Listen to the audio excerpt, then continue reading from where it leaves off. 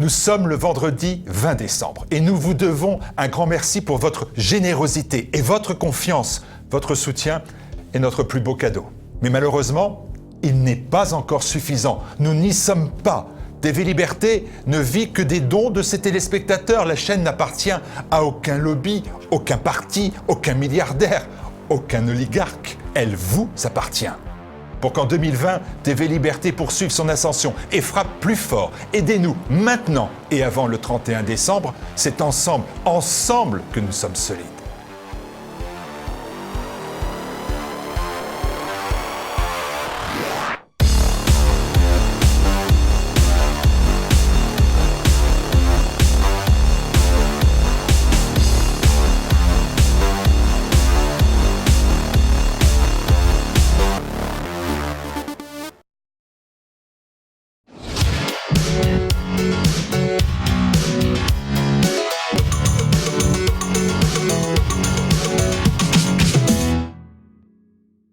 Alors, j'allais dire chers amis auditeurs, mais aujourd'hui nous allons changer, nous allons dire chers amis téléspectateurs, puisque vous pouvez le constater, l'émission Synthèse est dorénavant filmée. Et nous ne pouvons que nous en féliciter. D'abord, nous remercions tous ceux qui ont contribué à cette prouesse technique. Ça fait quelques semaines qu'on avait annoncé déjà que ces émissions seraient filmées.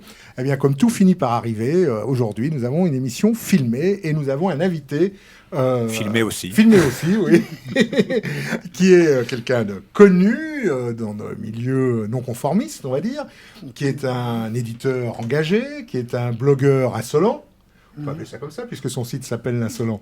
Hein, et qui est aussi un homme d'action qui a publié dans le passé un certain nombre de revues. Je pense en particulier à une d'entre elles qui s'appelait Jeune Nation Solidariste. Et quand j'étais étudiant, j'étais toujours très heureux de lire avec beaucoup d'intérêt et beaucoup de passion les éditoriaux de Jean-Gilles Maliarakis. Jean-Gilles, bonjour.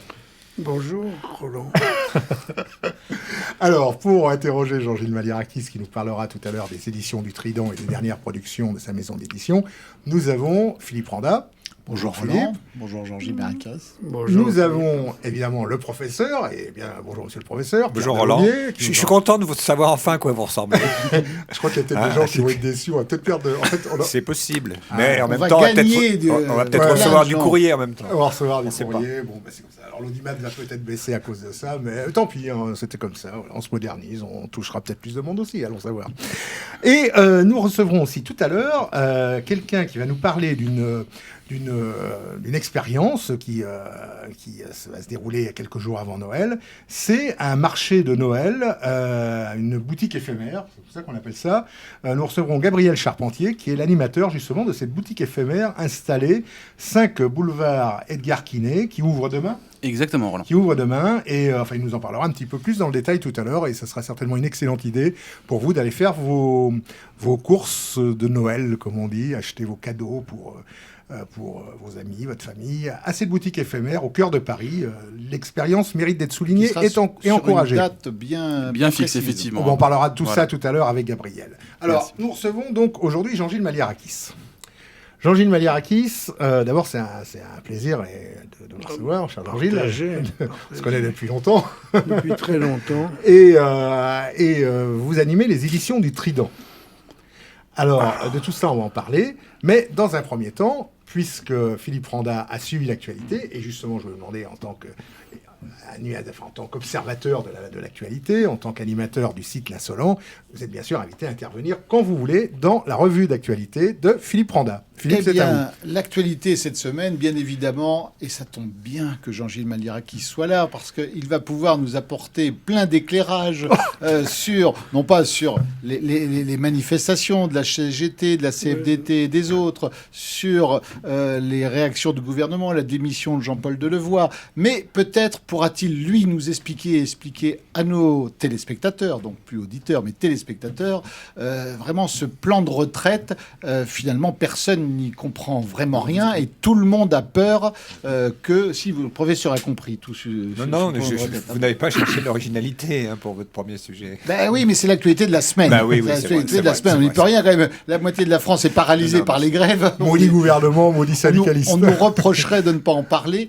Alors, Bien sûr. Jean-Gilles, cette réforme des retraites, personne n'y comprend vraiment rien. Tout le monde a peur de perdre. C'est vrai que tout le monde va perdre? tout Ou le monde seulement les c'est- privilégiés. Bon, la vraie question, est qu'en effet, c'est une démarche hypocrite. C'est une démarche hypocrite et je dirais que ma critique est d'abord d'ordre méthodologique, avant même de savoir ce qu'on doit penser d'un régime qui se prétend universel, limité, je rappelle, à l'Hexagone. On a l'impression, quand on dit tout le monde, mais alors si je traverse la frontière franco-allemande, je suis où ? C'est plus le même régime de retraite. Ce n'est plus le même régime de retraite. C'est pas le régime de retraite de l'Union européenne, c'est celui de la France. Oui, mais est-ce que c'est l'objet de... Est-ce qu'il est légitime que le président de la République ait dans son programme une chose qui est un substitut de l'épargne inventé par Bismarck? Donc je reviens à la méthode. La méthode, c'est que personne n'a été informé, que le débat avec les syndicats qui sont gestionnaires des caisses de retraite. Par exemple, il y a un mot, je vais encore compliquer peut-être dans l'esprit des gens qui entendent le dossier, mais quand on emploie le mot régime, ça désigne quoi? Ça désigne une réglementation, ça désigne un système, ou ça désigne des caisses? Le régime universel, c'est une caisse universelle.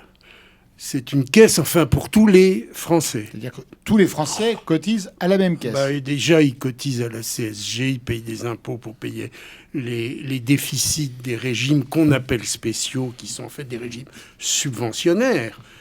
Ils n'ont pas de caisse. Non, les fonctionnaires non plus n'ont pas de Oui, caisse les de fonctionnaires retraite. n'ont pas de Les caisse. fonctionnaires n'ont pas de caisse. C'est le Trésor public qui paye. Alors, on peut techniquement imaginer, en effet, de tout regrouper, mais chaque fois qu'on regroupe tout en France, c'est pas un succès. La première critique, c'est de faire un système où c'est-à-dire que les technocrates de Bercy, pourquoi je leur ferai confiance? Pourquoi je devrais faire confiance à des gens qui sont même pas capables d'équilibrer leur propre budget? Le problème, c'est qu'on veut réformer. Cela Pour réformer. sous-entend forcément qu'il y a des régimes de privilégiés et des régimes qui ne sont pas privilégiés. Et donc, on veut arrêter ces privilèges, oui ou non. Normalement, c'est l'esprit de la loi. Oui, c'est l'esprit de Et pourtant, le gouvernement dit que personne ne va perdre. Mais bien sûr que des gens vont perdre. Et le gouvernement lui-même reconnaît, par exemple, que les fonctionnaires de l'éducation nationale vont perdre quelque chose. Vont y perdre également à leur système, à leur réforme, les gens dont on calcule la retraite sur les 6 derniers mois par rapport à ceux dont on calcule la retraite sur les 25 meilleures années. Donc la complexité... pour arriver à un régime unique, il faut à supposer qu'il y ait 42 régimes de retraite. C'est un concept, enfin Il n'y en a pas 42, il y en a, je crois qu'une dizaine de têtes. Mais après, il y a des spécificités. Il y a par exemple, les chanteurs de l'opéra. Les gens de l'Opéra de Paris ont un régime à eux. Fut un temps où il y en avait plus de 100 et Mais quelques. oui, mais ça ne veut rien dire. Ça ne veut rien dire. Combien il y a de caisses? Par exemple, il y a une caisse des professions libérales, mais dans laquelle les professions libérales proprement dites compensent au profit de régimes qu'on est en train de réformer. Personne ne proteste. Ça y est, c'est fini. Il n'y a plus de régime social des indépendants. Le 17 janvier, tous les gens qui étaient au régime social des indépendants, RSI, dont votre serviteur, le fameux RSI. le RSI moi, disparaît le 17 janvier. Écoutez, c'est mon cas et ça Mais fait moi déjà aussi. 2 ans qu'on est adossé l'URSSAF. à la sécurité sociale. À l'URSSAF. Oui, qu'on payait. Voilà. Bon, enfin, donc tout ça, à supposer, mettons qu'on parte de 42 régimes, faire un régime universel, c'est pas faire une réforme, c'est faire 42 réformes. Hein, je simplifie le dossier. Le dossier, c'est d'ailleurs s'épaissit au fur et à mesure du débat.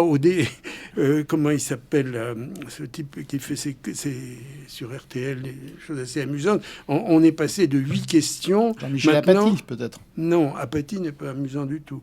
On est passé de 8 questions. Par exemple, le Monde, il y avait 42 ou 48 questions il y a une semaine. Maintenant, c'est 69 questions. Alors, on va arriver à 169 questions. Seulement, le problème, c'est que qui donne les réponses? Et le président, alors j'en finis, le président nous explique qu'il a été... Enfin, c'est propagandiste, parce que maintenant, il se tait. nous explique qu'il a été élu sur une promesse de régime universel. Bon, j'ai fait une mauvaise action, j'ai relu le programme qu'il a publié en 2017. C'est un petit brochure. Ben, c'est une idée perverse, mais j'avoue. Et donc, c'est un petite brochure comme ça, 32 pages. Oui, ça, c'est pas le programme d'Emmanuel Non, Macron, non, ça, c'est le catalogue de nos amis de la pensée française. Un très bon catalogue. Très bon catalogue. Parfait. Non, mais ça, mais disons que c'est à peu près de ce volume. C'est exactement 32 pages comme ça. Et il y a en page 17, je crois, il y a 3 lignes sur le régime universel et une ligne la ligne suivante, nous ne toucherons ni à l'âge, ni au montant des retraites. Donc il y a ces 2 promesses. Et pour être clair, l'une des raisons de l'exaspération de la CFDT, c'est qu'elle dit on ne peut pas faire les 2 réformes en même temps. Par exemple. Alors, je crois que beaucoup de gens ont compris ça, notamment ceux qui sont syndiqués à la CFDT, qui sont plus nombreux. Je rappelle quand même maintenant que les syndicats de la CGT. Et l'une des données de la crise actuelle, c'est que la CGT veut reprendre dans la rue ce qu'elle a perdu dans les urnes, c'est-à-dire le primat syndical. Hein, voilà, et en principe, etc. Au jour d'aujourd'hui, la CFDT, qui est pour la réforme, accroche juste sur ce fameux H pivot de 64 ans. Oui, mais c'est pas rien. Moi j'ai 75 ans, je n'ai pas pris ma retraite, donc j'espère nuire encore un certain Vous êtes intraitable, c'est ça? Intraitable. Bon, eh bien donc, mais pour les gens qui espéraient partir en même temps que leur conjoint, parce que, par exemple, on parle jamais de ça. On parle jamais de ça. Est-ce qu'on est obligé d'épouser une femme qui est née la même année civile? Si on n'est pas né la même année civile, est-ce qu'on peut prendre sa retraite en même temps? Faire un voyage autour du monde avant de mourir, etc., etc. Bon, donc moi je suis pour le libre choix. Pourquoi vous voulez mourir en emmenant votre épouse faire le tour du monde? Non, mais quelle drôle d'idée. Moi, c'est une question dont je parle tous les jours, parce que c'est mon cas, on a quelques années d'écart. Oui. C'est une vraie question. Bah, C'est une vraie question. Vous prenez votre retraite, vous attendez 10 ans, vous ne pouvez pas vous installer à la campagne. Parce que, donc libre choix. Et souvent, les gens, quand on leur parle de libre choix, ils pensent qu'à individuel, mais en fait, le cas est très rarement individuel. Et même l'âge des enfants, bien sûr, joue.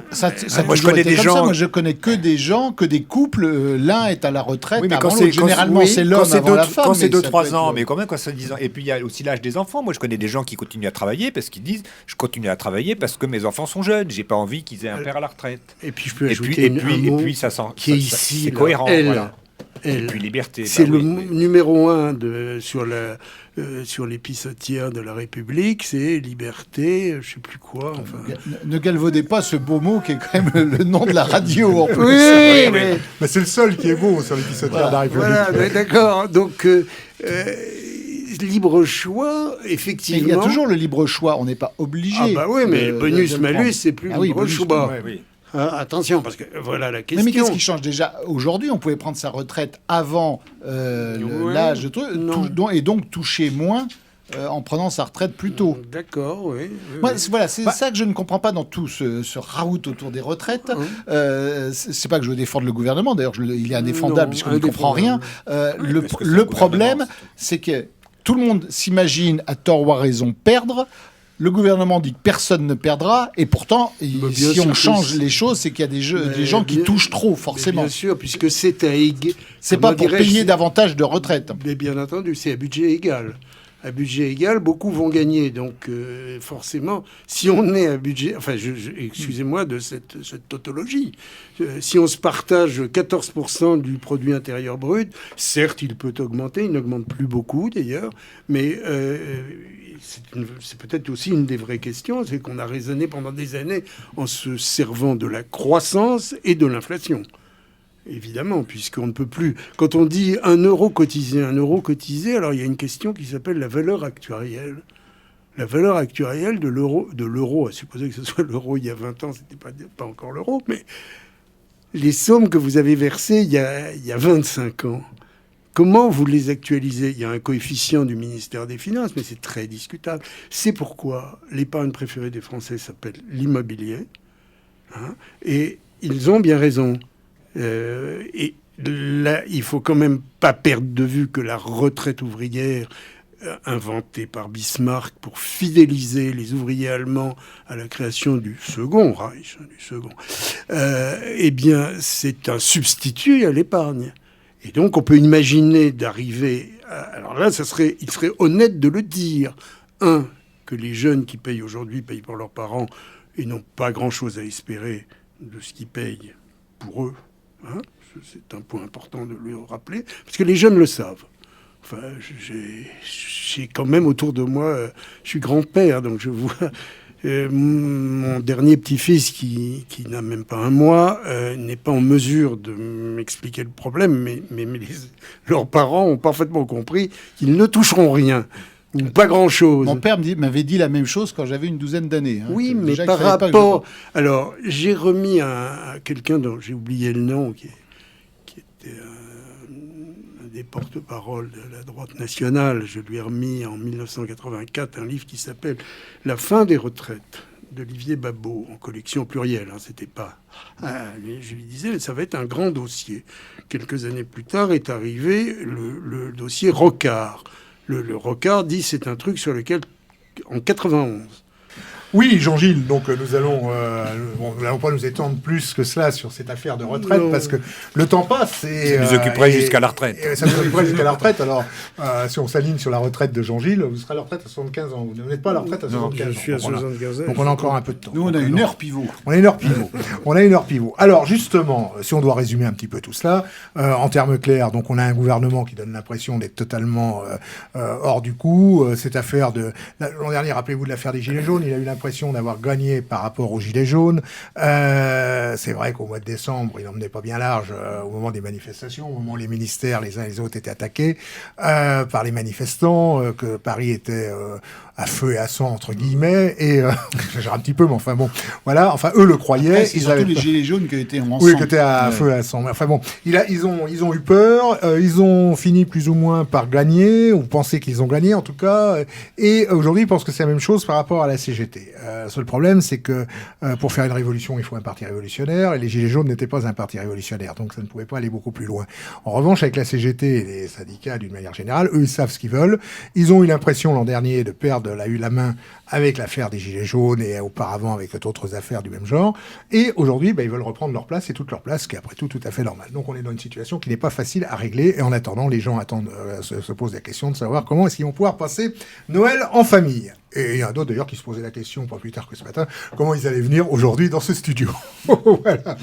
Alors, Philippe Randa, donc l'actualité, vous la suivez toujours, et vous avez votre chronique hebdomadaire que l'on retrouve dans le quotidien présent, sur le site Euroliberté et sur le site Synthèse Nationale. Alors, à quoi vous êtes-vous intéressé cette semaine, mon cher Philippe? Encore quand même, on va rester un petit peu dans le même sujet, sur les canailles de la République. Vous savez que... Il y a du monde, là. Delevoye, Jean-Paul de son prénom, Delevoye est pire que Balkany, que Patrick Balkany. En même temps, Balkany, il a un peu du style, je trouve. Il a plus de gueule, c'est sûr. Ça fait qu'il nous est sympathique depuis qu'il est en prison. Oui. Puis ça fait plus un film, quoi. On verrait bien. Mais Patrick Balkany a été condamné pour une fraude fiscale concernant son patrimoine familial qu'il a reconnu et qui n'a pas de rapport avec son mandat électif.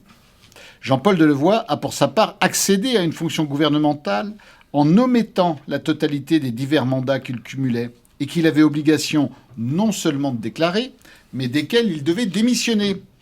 Ainsi, après avoir rectifié sa déclaration initiale de 3 mandats auprès de la Haute Autorité pour la transparence de la vie publique, se rappelant subitement de 10 mandats supplémentaires, on vient d'en découvrir un 14e encore omis, celui du Conseil économique, social et environnemental, le CECE, qui lui rapporte la modique somme de 6 330,32 € net par mois.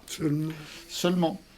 À 72 ans, Jean-Paul Delevoye est donc de ces Français qui ont ainsi les moyens d'oublier en toute bonne foi qu'il reçoit une telle somme en plus d'une rémunération de ministre délégué, 10 135 € brut mensuels, d'une retraite du régime général à laquelle s'ajoute celle d'ancien élu local. À 71 ans, Patrick Balkany dort, lui, en prison depuis septembre dernier, alors que rien ne laisse augurer que Jean-Paul Delevoye ne connaisse une telle humiliation. La cupidité les caractérise l'un et l'autre, sans doute aussi le sentiment d'impunité qui les a si longtemps aveuglés.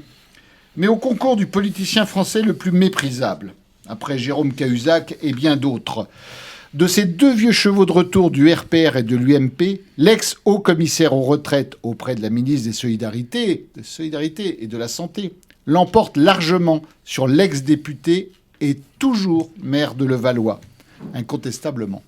Pourquoi toujours le maire de Levallois ? Parce qu'il a seulement été remplacé de plein droit, Patrick Balkany, dans cette fonction par son épouse première adjointe, elle-même condamnée dans la même affaire, mais qui n'a pas fait l'objet d'un mandat de dépôt, elle. On dit la justice est aveugle, mais elle est parfois un peu ubuesque, la preuve.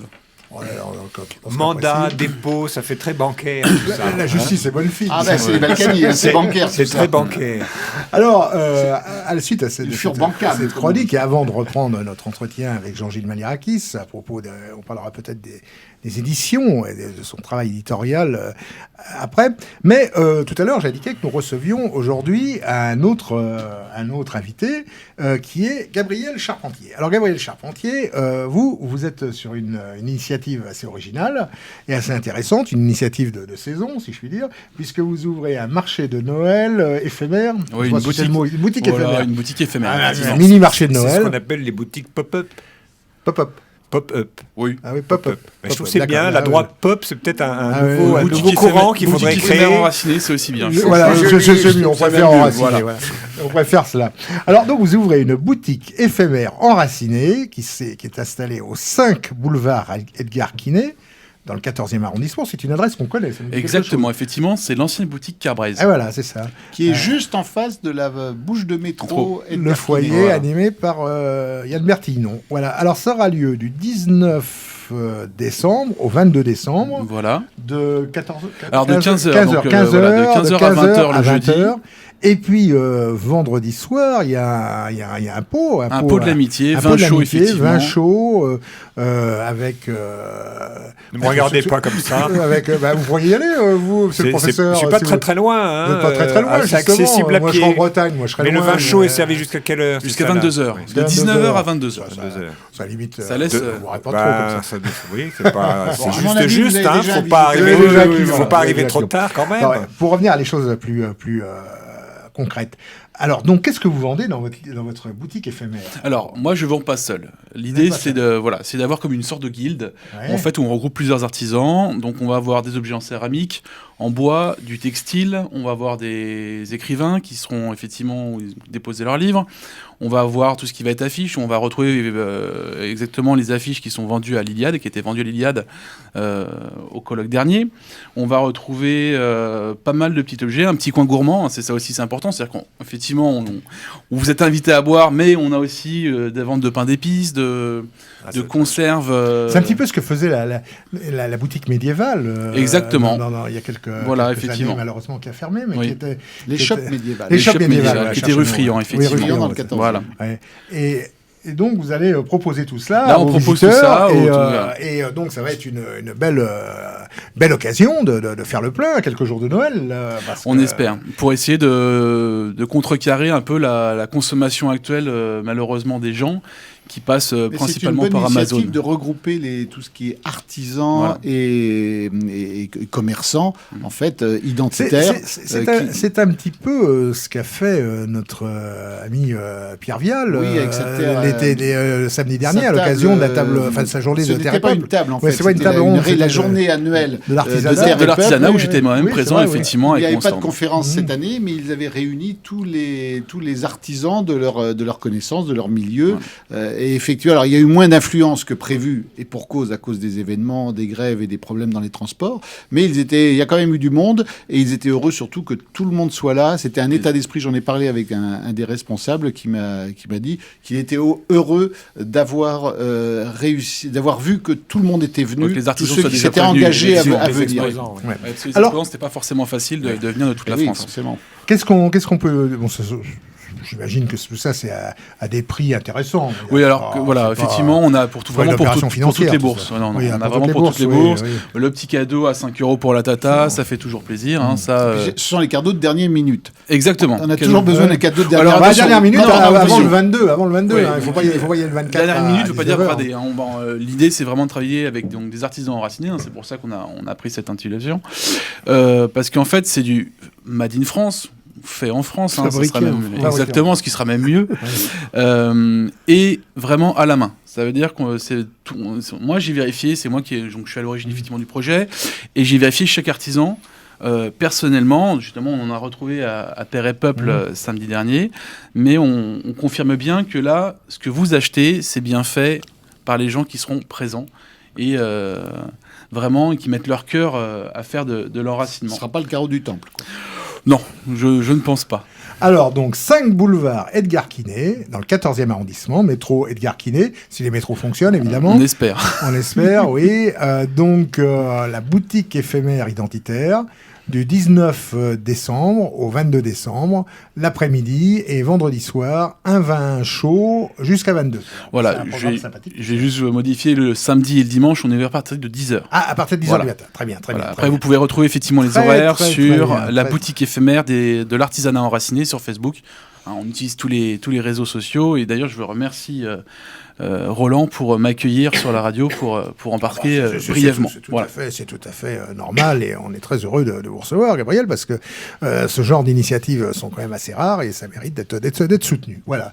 Et il doit en être de même pour tous nos téléspectateurs qui seront à Paris ces jours prochains pour aller faire leurs courses. Sachant que là, on vaut s'est mieux aller vraiment- là que sur Amazon ou que sur dans n'importe quel consortium commercial mondialisé qui ne fait pas vraiment partie de notre vision des choses. Voilà. Alors, pendant qu'on parle de cette journée, on a parlé de la journée de TP, mais il y avait aussi une autre journée dimanche, Oui, Philippe, à laquelle nous étions d'ailleurs. Là, nous y étions, c'était le dimanche dans Paris, le Lire sous les sapins, organisé par Anne Brassier et TV Liberté. Et là, il y a eu beaucoup de monde. Évidemment, on aurait pu espérer davantage si toujours c'était pas la période avec les grèves, mais il y avait énormément d'auteurs. Il y avait Jean Raspail, Rénal Séché, bien d'autres encore. Il y avait beaucoup d'auteurs présents. Et le seul petit souci qu'il pouvait y avoir, c'est que des gens, j'ai entendu cette réflexion souvent, ils hésitaient à acheter beaucoup de livres parce qu'ils devaient repartir pour la plupart à pied. Il n'y avait pas de transport Ben et oui, ça mais leur posait des soucis. Ouais, Bon, il fallait c'était pas venir- la bonne période. Mais il fallait venir avec une brouette. Et oui, La surtout, brouette n'est pas surtout- commode dans les escaliers du métro, mais il n'y a pas de métro. Ah oui, Il faut en donc tout va bien. profiter. Surtout s'ils achetaient, parce que en marge de ces journées, de samedi et dimanche, il y a eu 2 événements littéraires importants. Il y a eu la reparution du livre de Jean-Claude Rollina. Il me semble d'ailleurs avoir aperçu Jean-Claude Rollina Eh dans bien, les Jean-Claude couloirs. Rollina était présent. Et son dictionnaire des états éphémères ou disparus de 1900 à nos jours. Alors, je veux dire que ce livre, ça doit être la 3e ou 4e édition. Ah, deuxième, la deuxième deuxième, édition. ouais. Il y avait une première édition. Moi, Jean-Claude me l'avait offert Ah, il y a 25 ans de très ça. longtemps, oui, Sa première effectivement, mais édition était c'était- photocopiée à l'époque. Et donc, vraiment, on ne peut qu'inciter nos amis à lire ce livre parce que c'est passionnant. C'est passionnant. On a plein de choses on apprend plein de choses, des tas d'États qui ont existé. Alors, les philatélistes les connaissent parce qu'ils ont eu le temps parfois, même certains n'ont pas eu le temps de le faire. Il y en a même qui ont duré, je crois, Il y en a qui ont duré été que créés- quelques heures, Ils ont été mais qui créés ont à réellement 19h existé. et à 23h, ils avaient déjà disparu. Donc, ils n'ont pas eu le temps de faire de timbre et de battre de la monnaie. Mais de servir un vin chaud. Ni de servir un vin chaud. Mais, Alors, des tout États qui ont été éphémères, mais qui aujourd'hui existent de nouveau et a priori Ah, il y a pour, ceux qu'on pour dit- longtemps, qu'on- sinon pour toujours, comme la Croatie par exemple. Ah bah, tout à Oui, fait. les pays Donc, il y a baltes, ceux qui... Il y a tous voilà. les cas de figure. Eh bien, écoutez, en lisant ce dictionnaire des états éphémères de Jean-Claude Rollina, vous apprendrez énormément de choses et c'est un cadeau que vous pouvez faire aussi. Il ne sera pas en... Non, malheureusement, il sera pas à la il sera pas en boutique, vente. Et vous pouvez faire pour les fêtes de fin d'année et la fête de Noël en particulier. C'est aux éditions de Alpha, dont on ne dira jamais assez de bien, et pour la modique somme de... Ah, quand même, 37 €. Ah oui, mais c'est un gros. C'est un Rollina, c'est un Rollina. c'est un Rollina. Il y a- alors justement, il y a un deuxième livre. Il y a un deuxième livre qui est sorti, parce qu'on parlait des éditions de Alpha. Alors celui-ci, il est un petit peu moins gros, il coûte un peu moins cher aussi d'ailleurs. C'est le dictionnaire sulfureux de Philippe Randa. Au non moins Alors, sérieuse comme je édition suis- synthèse. Comme je suis en face de lui, je vais pas en dire du mal. D'ailleurs, j'aurais du mal à en dire du mal puisque il se trouve que j'en suis éditeur. Mais ce dictionnaire est passionnant aussi, comme le livre de Rollina. Il est passionnant parce qu'on apprend. Je vous laisse plein la de- responsabilité des Ce termes. sont des définitions politiquement incorrectes, pas encore insolente, hein, mais parce que l'insolence, c'est l'apanage de notre ami Jean-Gilles Maliarakis dans son site. C'est pas mon monopole, c'est pas mon monopole. Mais il n'a pas le monopole avec son site L'Insolent. Mais le dictionnaire sulfureux, donc sur 170 pages de Philippe Randa, donc politiquement incorrect, dans la collection Idées au bouquin de synthèse nationale pour la somme de 23 €. Voilà. Philippe, Je peux juste dire allez-y. un mot. Il y Allez-y. a un fil rouge qui nous concerne tous. Toutes ces définitions, je les ai voulues dans un unique but, c'est de contrecarrer la pensée unique. Et j'explique ce qu'est la pensée unique, ce qui est pour moi la pire des dictatures. Eh bien, nous sommes tous d'accord là-dessus, et je crois que c'est aussi la raison d'être de Radio Liberté, moi, de je TV sais pas, Liberté. La pensée unique, c'est pas mal. Si tout le monde pensait comme moi, évidemment. Oui, oui. Vous vous rendez Bah, compte déjà, autour de cette table, on pense pas tous comme vous, parce qu'il y en a qui, il y en a qui sont justement, moins mais sévères c'est que pas vous sur Louis faute, c'est XIV. pas faute d'essayer de vous convaincre de penser comme moi. Vous avez raison. Alors, Jean-Gilles Maliarakis, on a parlé du conflit actuel qui secoue la France, on a parlé des raisons, on a parlé de tout cela, mais votre activité, vous êtes un observateur avisé évidemment de tout cela. Vous avez toujours une position intéressante et parfois originale sur bien des positions des événements que vous exprimez d'ailleurs plusieurs fois par semaine dans votre site L'Insolent, L'Insolent qu'on trouve facilement sur Internet en lien sur Insolent.fr. L'insolent.fr, voilà.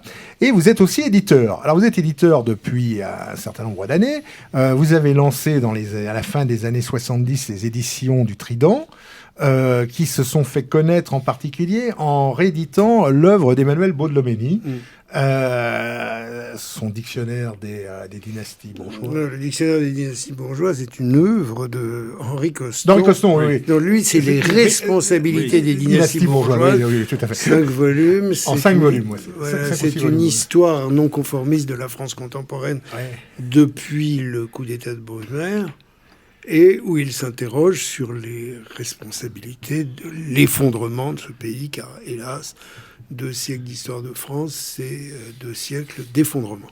Voilà. Et il a commencé à se poser la question en 1940, évidemment. Et Alors, ce sont des livres d'histoire écrits quand même maintenant un certain temps. oui.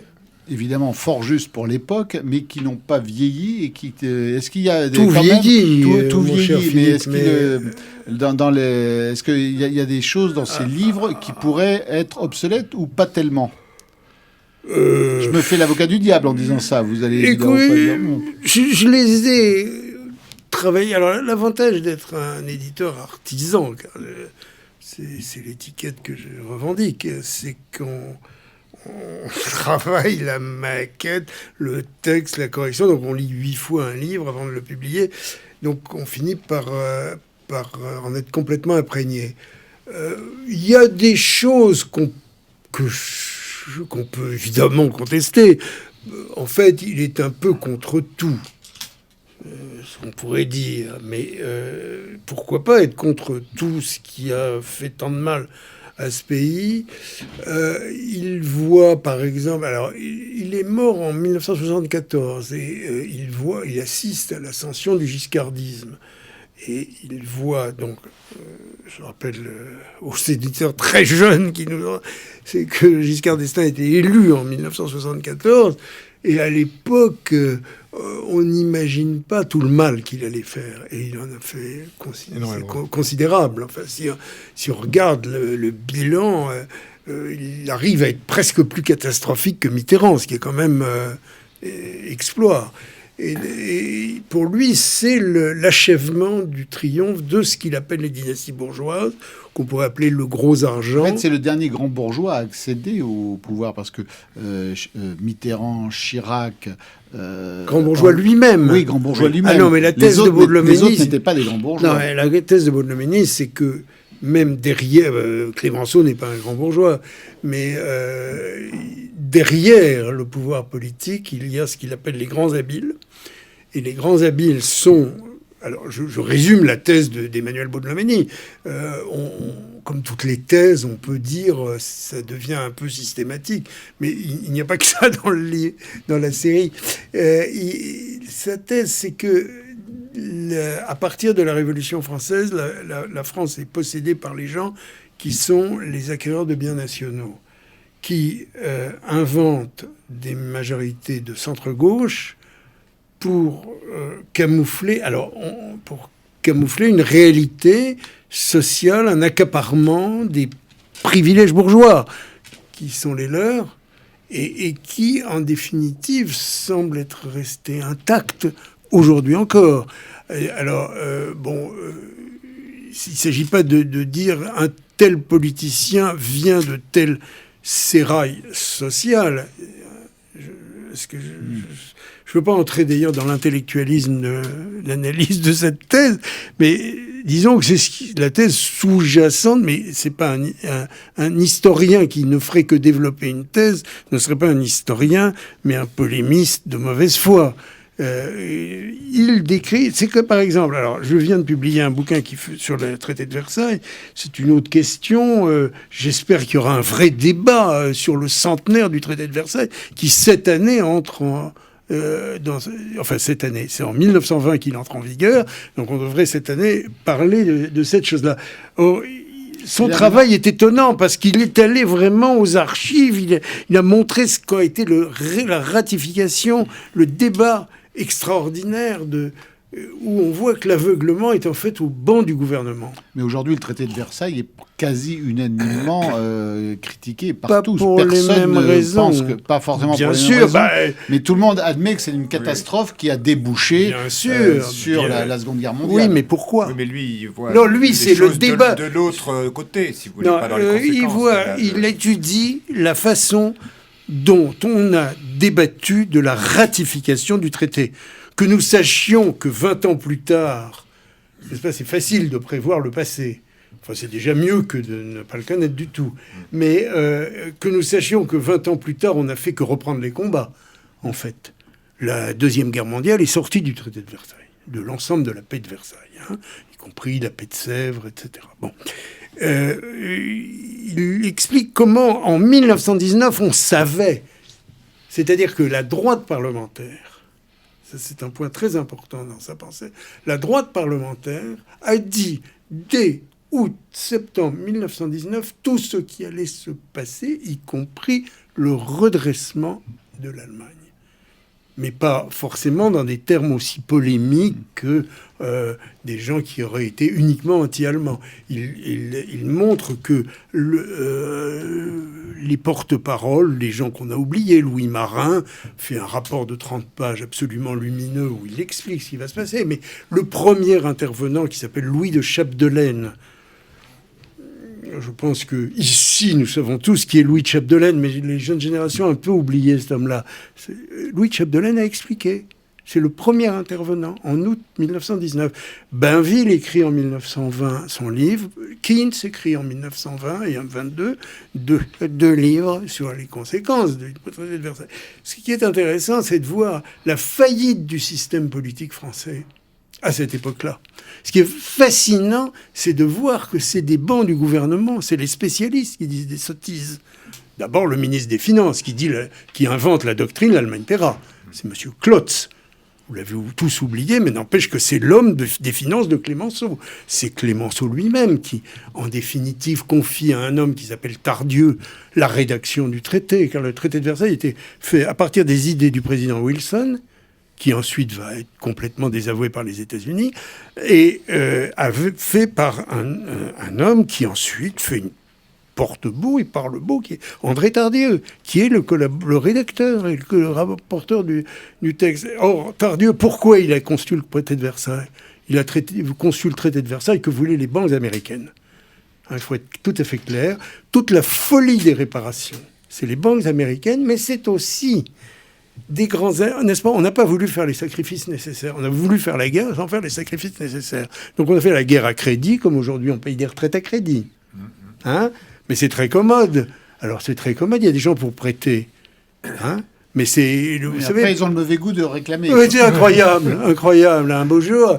Et alors aujourd'hui, les cadors de Bercy nous disent, c'est formidable, on emprunte à 0%. Et donc, voilà, c'est formidable. Et alors, lui, il a été Tardieu. Même à 0%, il faut rendre l'argent. Ah, il faut rendre Mais l'argent. il y a oui. même une chose en plus, c'est que les gens qui ont de l'argent à placer. Après, on dit, les entreprises françaises, c'est scandaleux, les chantiers sont achetés par les étrangers. Ben oui, mais ça vous coûte de l'argent de placer assèche votre argent. Hein, c'est l'affaire Tétinger. Les gars, ils ont une affaire familiale qui leur rapporte 2%, l'État leur rapporte 3%. Ils vendent à Albert Frère.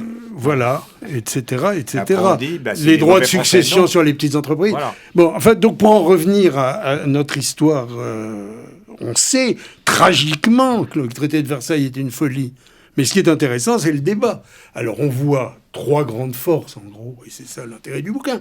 Il y a une droite qui a quand même le sens national.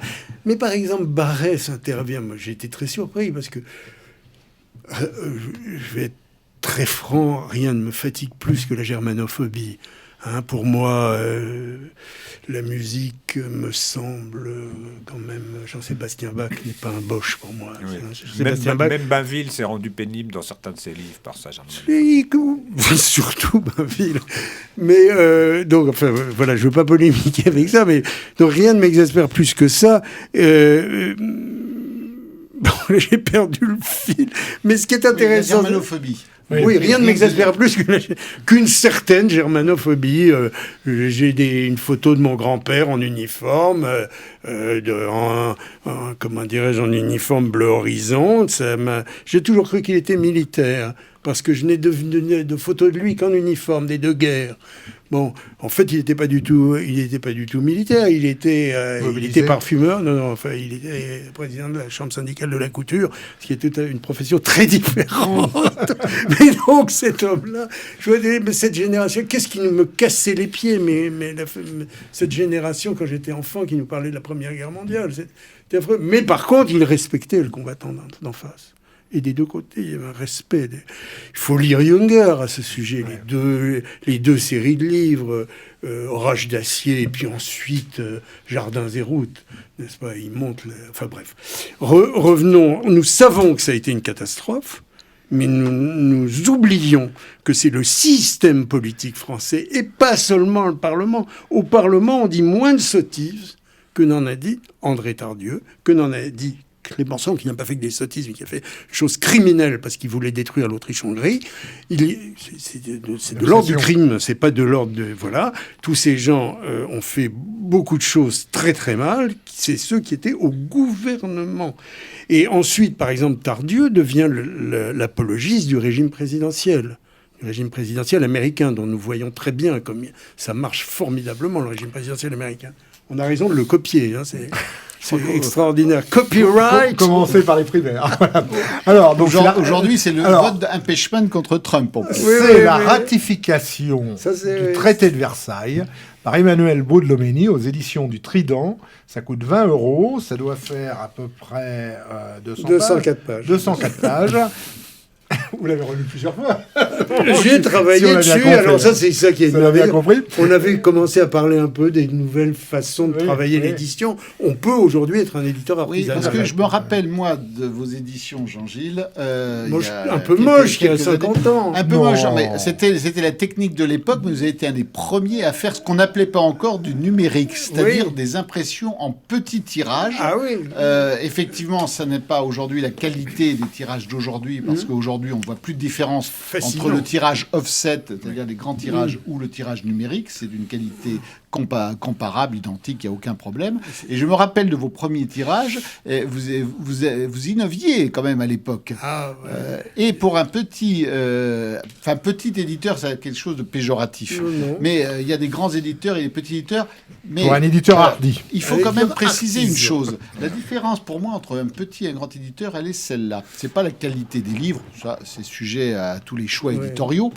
Entre un petit et un grand éditeur, la seule différence qu'il y a, c'est que un grand éditeur a les moyens d'avoir des best-sellers de plusieurs centaines de milliers d'exemplaires. J'ai pas cette ambition. Un petit éditeur ne pourra jamais vendre à 100 000 exemplaires. Il n'a pas les moyens de suivre, il n'a pas les moyens d'investir, il n'a pas les moyens de faire connaître le livre, de diffuser le livre. Mais chez un grand éditeur, il n'y a pas que des best-sellers.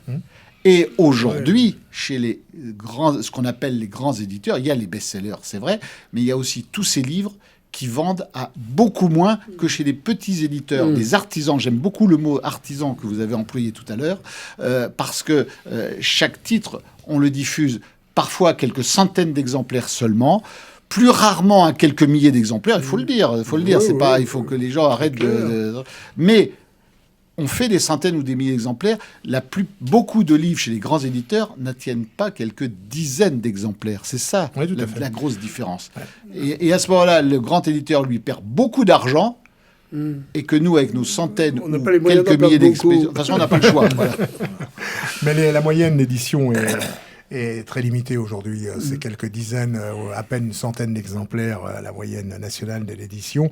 Et comme on l'a remarqué, effectivement, ce qui est intéressant, c'est de voir que les livres qui se vendent le mieux aujourd'hui chez les grands éditeurs sont des livres souvent non conformistes, pour ne pas dire des livres Il y a un de droite. besoin de... Il faut voir quelles sont les grandes ventes les grandes actuelles ventes. des livres politiques. Je parle des livres politiques. C'est les Zemmour, livres de Zemmour. Buisson, Voilà, Finkielkraut. Voilà, tant ce sont- mieux. Le Pen, Jean-Marie, voilà, Et les mémoires de Le Jean-Marie. Pen, voilà, ça fait Voilà, partie un sujet qui s'est Jean-Marie Le Pen qui s'est bien vendu. Alors vous avez aussi un autre livre que vous avez édité récemment et qui est passionnant. Vous avez eu la gentillesse la semaine dernière de me l'offrir et je dois dire que ce livre est passionnant. Et c'est un livre de François. Enfin, ce sont des écrits, Les textes des textes choisis choisis de François-René de Chateaubriand sur le moment conservateur. C'est une Vous avez époque- intitulé le mouvement C'est vous qui avez Alors, vous avez créé préfacé. le titre. Soyons clairs, c'est très important. Le Parti conservateur britannique vient de remporter une victoire dont les conséquences sont innombrables. C'est pas notre sujet aujourd'hui. Le mot conservateur a été inventé par Chateaubriand et copié par l'Angleterre. Il le dit même dans les Mémoires d'outre-tombe. C'est-à-dire que, qu'est-ce que c'est que conservateur ? Conservateur en 1818, quand ça apparaît, c'est une revue qui est créée par Chateaubriand et Villèle, et puis un homme qui est le fondateur des Chevaliers de la Foi, qui s'appelle Mathieu de Montmorency, qui va mourir peu de temps après, enfin, et qui sera ministre des Affaires étrangères, et qui est un personnage très important, aussi complètement oublié, évidemment. Alors, Chateaubriand est la figure de proue de cette revue, qui va unir la droite royaliste contre le retour des idées révolutionnaires en 1818. En 1815, plus personne ne défend la Révolution française. Pendant un siècle, jusqu'à Michelet, donc c'est pendant la première moitié du 19e siècle, il faut savoir qu'il n'y a pas un auteur qui défend la Révolution française. Et même Michelet, quand il défend Danton contre Robespierre, ce qu'on va interdire 30 ans plus tard.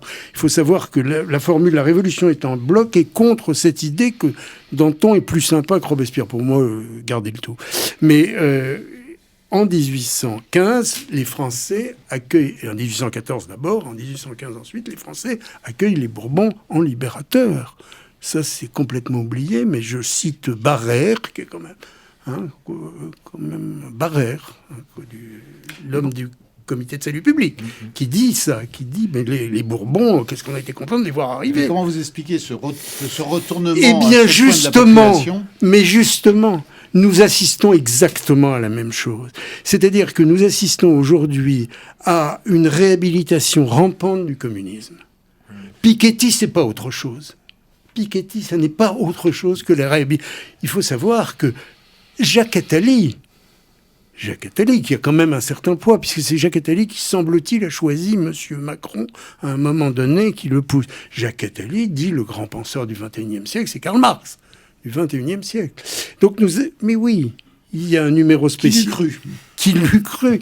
Donc cette réhabilitation rampante, on commence. Donc, s'agissant du jacobinisme, qui a fait les mêmes horreurs que le bolchevisme, eh bien, elle commence assez vite, parce que, en fait, je ne vais pas faire de l'histoire politique de la Restauration, mais pendant les trois premières années, Louis XVIII veut réconcilier les Français. Et il accepte des conditions que critiquent justement les royalistes qui vont créer cette revue, Le Conservateur. Pendant 3 ans, ils vont préparer une chose qui va être un gouvernement qui va redresser la France de 1821 à 1828, qui est complètement oublié. Mais c'est à cette époque que la France se reconstruit, que le développement économique commence. C'est le gouvernement Villèle.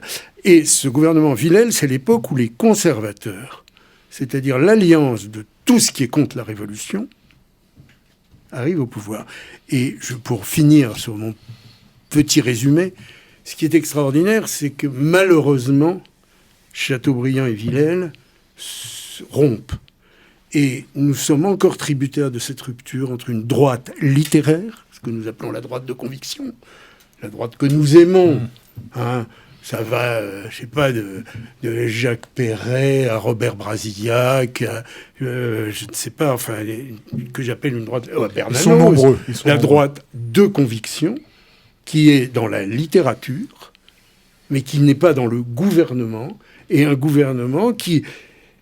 Malgré tout, la droite de gouvernement, je ne vais pas en faire le procès, justement. Je dis, il va falloir un jour que nous comprenions la même chose, que nous reconstruisions. Si on veut reconstruire la France, si on veut la laisser mourir, et que ce soit l'homme malade de l'Europe qui foute en plus la maladie à toute l'Europe, parce que c'est ça aussi qu'il ne faut pas oublier. Bon, c'est que la France, elle est impliquée, n'est-ce pas, dans tout ce déclin de notre civilisation. Eh bien, si on veut ça, il faut réfléchir justement à ce qui s'est passé et à la reconstruction d'une alliance entre la droite de conviction dans le gouvernement. Voilà.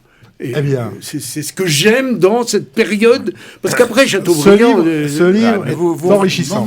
Est enrichissant, le moment conservateur. Sur Internet ou dans toutes les bonnes librairies. Dans toutes les bonnes librairies. Innombrables bonnes librairies. Les bonnes librairies. À propos de librairies, librairie, je veux juste faire une petite parenthèse pour vous annoncer une nouvelle librairie, enfin une librairie nouvelle, plus exactement à Paris, qui est la librairie Vincent. La librairie Vincent, du nom de son tenancier, du libraire, de Vincent, que beaucoup de gens connaissent, puisque Vincent a tenu pendant une quinzaine d'années la librairie Facta, qui a fermé il y a 2 ans, je crois. Et donc, avec Emmanuel Ratier. Avec Emmanuel Ratier, il vient de rouvrir une nouvelle librairie, la librairie Vincent, qui est 115 avenue de la Bourdonnais, dans le 7e arrondissement. C'est à côté de l'école militaire. École militaire. Quand les métros refonctionneront. Quand ils refonctionneront, mais la librairie est ouverte depuis quelques jours, donc vous pouvez retrouver Vincent donc, dans sa librairie, la librairie Vincent. Voilà. Eh bien, écoutez, Jean-Gilles Maliarakis, merci pour tout ce message d'espoir, d'abord, parce que c'est cette ligne à suivre. Et on se tiendra au courant, et puis on se reverra sans doute pour d'autres émissions, je l'espère, en tout cas. Et donc, j'invite tous nos amis téléspectateurs à lire les livres des éditions des Tridents, que l'on peut trouver sur trident.fr. La chronique... Oui, ce sont abominable ce dont on vient de faire allusion est très intéressant, sera traité dans la chronique. Et il y a quelque chose qui, vous avez fait allusion aux biens nationaux, c'est une question qui paraît, qui hante le 19e siècle, très longtemps, presque jusqu'à nos jours. Mais nous arrivons dans ma chronique, après l'établissement de la République, à un moment où la Révolution, elle a eu la partie belle, c'est-à-dire que ça a été une affaire entre élites. Le petit peuple a été instrumentalisé. Quand il y a des révoltes, on en profite pour envoyer des sans-culottes, et les gens, on leur dit, voilà. Et du coup, ils deviennent de la chair à canon de la Révolution, hein, façon Marx, qui dit je me suis intéressé au prolétariat en ce qu'il représente une force, pas pour faire son bien, en ce qu'il représente une force. Il tient ça de Robespierre et de ses sbires. Donc le vrai petit peuple, hein, je parle pas du faux peuple qui fait les sans-culottes comme Duplay, vous savez, le fameux menuisier qui héberge Robespierre, mais qui, tout révolutionnaire qu'il soit, ne veut pas déjeuner avec ses ouvriers comme c'est l'usage. En réalité, ce peuple, le vrai peuple, c'est les ouvriers et paysans, a été contre la Révolution dès le début. Je l'ai montré en 1788 à Rennes, la journée des bricoles.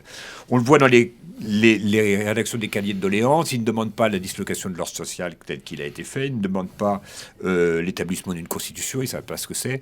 Ils veulent l'allègement des tracasseries administratives et du poids fiscal. Et évidemment, tout ça s'alourdit colossalement sous la Révolution, d'autant plus qu'il y a une crise majeure avec les assignats qui sont reliés, comme je viens de le dire, aux biens nationaux, qui sont donc un instrument de ruine.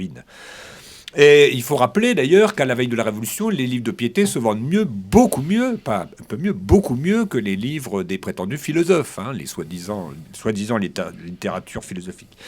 Et par conséquent, quand les violences contre l'Église se sont déchaînées, c'est une violence faite au bas peuple. Hein. C'est pas une violence faite à Choiseul qui est athée, à l'Homénide Boyenne qui est athée, et tout cardinal qu'il soit, contre la vie du pape. Et ce sont aussi des agissements qui sont dans la droite ligne, en réalité, de ce qu'ont fait les rois de France. France. Hein. Depuis Philippe le Bel, les rois de France, ils veulent dépouiller leurs vassaux, leurs sujets de tout pouvoir et l'avoir tout pour eux. C'est ce qu'on appelle la monarchie absolue. Eh bien, ce que les rois ont rêvé, la Révolution l'a fait. Et par conséquent, puisque le roi, jusqu'à Louis XIV, qui l'a domestiqué, ont brimé la noblesse, pourquoi aurait-elle soutenu le roi? Elle ne l'a pas fait. Un grand nombre, il y en a une liste, j'ai parlé de Dumouriez et Kellerman, mais il y en a plein d'autres, je commence par seulement les plus chics, cardinal de Brienne, le duc de La Rochefoucauld, le marquis de Mirabeau, le vicomte de Barras, on pourrait penser aussi au duc d'Orléans. En 1792, les officiers de l'armée sont nobles, parce qu'ils sont restés les mêmes. Et dans la marine, il y a une histoire anglaise qui fait remarquer qu'ils sont encore plus nombreux qu'en 1789. Donc, un grand attachement au roi. Les petits peuples, les ouvriers et les paysans sont royalistes. Alors, je parlais des guerres de Vendée, mais comme on en parle beaucoup, je voudrais parler un peu de Lyon. Lyon, qui est une ville beaucoup plus industrielle que Paris, il vit 40 000 canuts. Et en 1790 a eu lieu la fête de la Fédération de Lyon. Il y en a eu un peu partout. Et les gardes nationaux arrivent par quartier avec leur drapeau. Et ce qui est surprise, qu'est-ce qu'on voit? Le quartier le plus huppé, évidemment, il y a des drapeaux blancs quand même. Bon, on est philosophe, mais enfin, le roi, c'est le roi. Et tous les quartiers ouvriers ont des drapeaux blancs. Et les 3 quartiers qui ont des drapeaux tricolores, ce sont les quartiers des négociants, dont les terreaux. Les riches négociants ont le drapeau tricolore, sont gardes nationaux, etc. Et donc, il y a eu les vendangeurs qui sont mis en garde en 1792. Et ce qui a donc provoqué le soulèvement, c'est-à-dire que tout d'un coup, le peuple se réveille, c'est-à-dire que c'est plus entre élites et c'est la levée en masse. Hein. On a piqué leurs prêtres, ils les ont cachés, ça va. Mais quand on veut leur piquer leurs enfants, pour les envoyer aux frontières, qui ne sont pas du tout menacés d'ailleurs, qui sont menacés par des invasions qu'on fait, non pas par des attaques qu'on subit, eh bien, tout le monde se soulève. Alors, il y a la guerre de Vendée, mais il y a aussi Lyon qui a été subi 3 mois de siège, hein, d'août à octobre 1793, et qui a été exterminé. Hein. C'est Fouché, futur ministre de Louis XVIII, et Collot d'Herbois qui monte la répression, et Couthon qui est envoyé pour les surveiller de la part de Robespierre. Il estime qu'il faut déporter, il dit que c'est des gens irrécupérables. Mais pourquoi ce sont des ouvriers? Ce sont des gens irrécupérables, donc il faut en déporter 60 000, plus de la moitié de la population. Hein. On n'hésite pas sur les moyens. À Toulon, c'est pareil, hein, qui sont les gens qui sont au front pour combattre Napoléon Bonaparte, qui a été élevé à l'école de Brienne aux frais du roi parce qu'il était noble. Ce sont les débardeurs du port, voilà, et non pas les négociants. Pour conclure, donc on voit que la République n'avait pas besoin de savants, vous savez ça? Eh ben non, elle n'avait pas besoin non plus d'ouvriers. On ne sait pas de quoi elle a besoin. Chers téléspectateurs, merci. Vous avez pu le constater, cette émission est la première que nous avons filmée. Tout cela a un prix. Et je vous invite à participer au soutien à TV Liberté. Martial Bild a lancé un appel récemment. Vous pouvez le retrouver évidemment sur le site de TV Liberté. Et je vous invite à être généreux. Il reste encore quelques jours pour profiter des aides. Surtout que tous les dons sont déductibles. Voilà, ça peut être déductible des impôts. Voilà. Et donc, profitez-en pour aider TV Liberté, pour aider Radio Liberté. Et on se retrouve la semaine prochaine. À très bientôt. Au revoir.